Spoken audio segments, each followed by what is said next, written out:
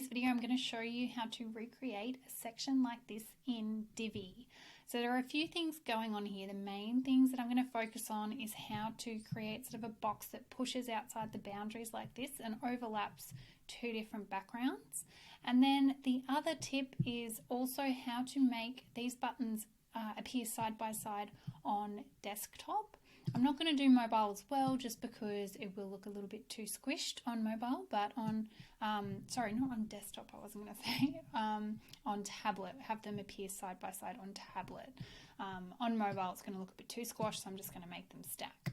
So this website, or this design actually comes from this lovely website that one of my students shared with me.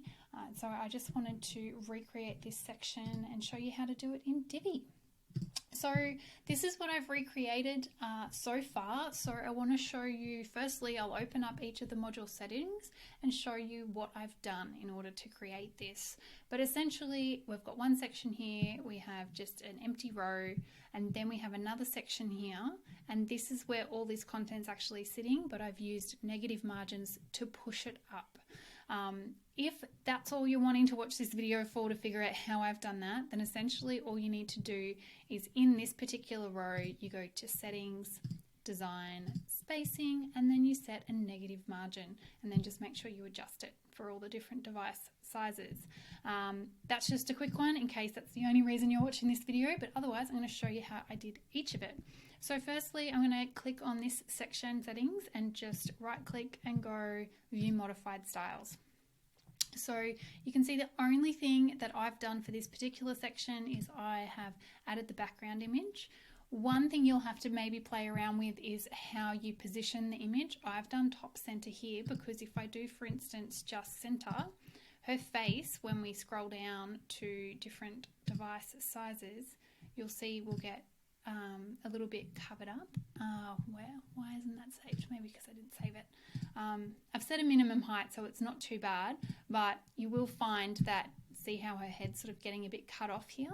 If you do the image alignment to the top center rather than just center, you'll see when the image is sort of, let me just make this screen bigger so you can see it. You'll see how her head doesn't get cut off anymore. So that's just one thing to pay attention to there.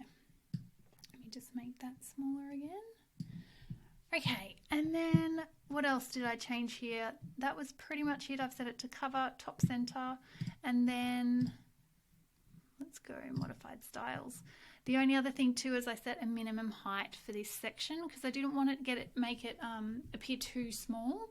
If I don't set this minimum height, for example, you'll notice how it's just sort of disappeared because it's an empty row. So I like to set that minimum height, and you may need to adjust for tablet and mobile depending on your image and how you want it to look, but this has worked well for this.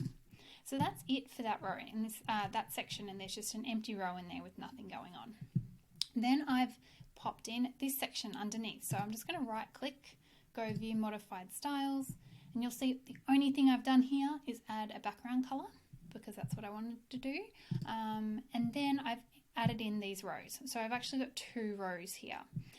So if we right click on this top one, go view modified styles again, we can see I've set a background color for this row. So I've set it to white.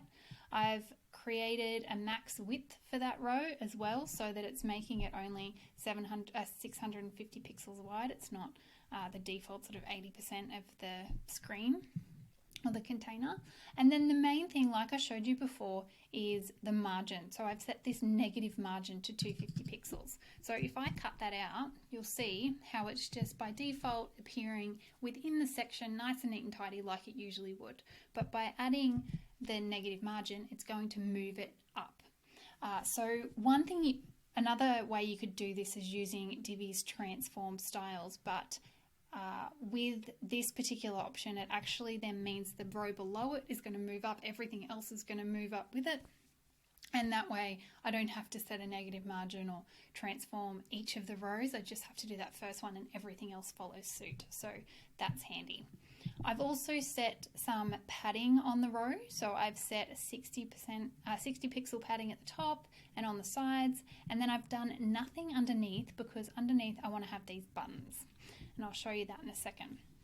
I've also adjusted this padding for desktop and mobile. Otherwise 60 pixel padding top and bottom and side would just look too much in this instance. So that's what I did there. Okay, and then in the text module here, if we just go to view modified styles, there's nothing that tricky going on here.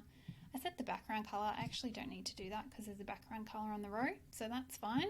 And this is just all stock standard. You kind of know how to do all that stuff, so I'll leave that. And then we've got this row here. So I just duplicated this first row and then changed out the padding and also made it a 2-column row rather than a single column. So for the padding, if I go into view modified styles again, you'll see rather than having a 60 pixel padding on the top like I did for this row, I've put it on the bottom and I've made the top padding for this bottom row 0. So that way it's got the even padding top and bottom, in this, it looks even in this box. And obviously set the same max width so it all lines up. And then the way I've managed to get these buttons stacking on tablet, if we view tablet, is I've added this little bit of code. So I've just popped in this bit of code just in the tablet box, not on the desktop and not on the mobile. And that way it's making them sort of stack side by side rather than up and down on tablet. So that's very handy. So that's pretty much it. That's how I recreated that section in the Divi Builder.